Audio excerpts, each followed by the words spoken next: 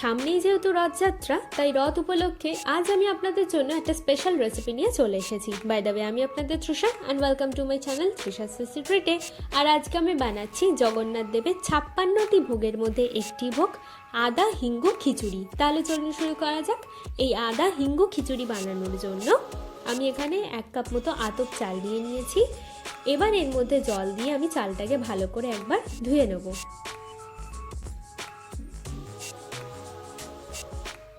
এবার জলটা ঝরিয়ে রাখবো আমি চালটার থেকে।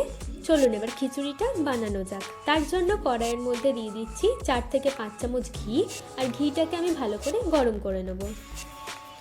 এবার এর মধ্যে দেব অল্প কুচিয়ে নেওয়া নারকেল, 2 চামচ মতো দেব মুগ ডাল, 2 চামচ দিচ্ছি ছোলার ডাল, 1/4 চামচ মতো দেব হিং, কয়েকটা দিয়ে দেবো কারি পাতা, আর 1/4 চামচ মতো দেব আদা বাটা।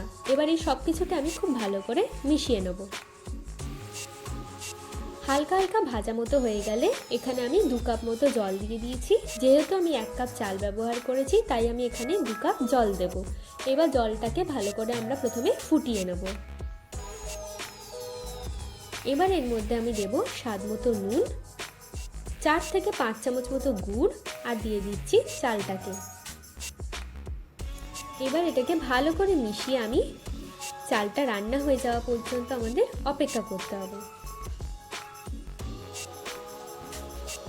দেখুন খিচুড়িটা কিন্তু আমাদের প্রায় রেডি হয়ে গেছে।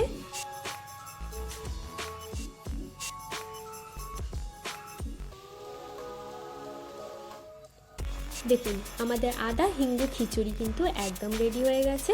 চলুন এবার এটাকে আমরা সার্ভ করে নিই।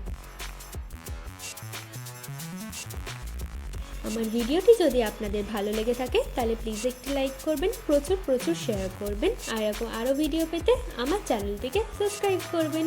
জয় জগন্নাথ।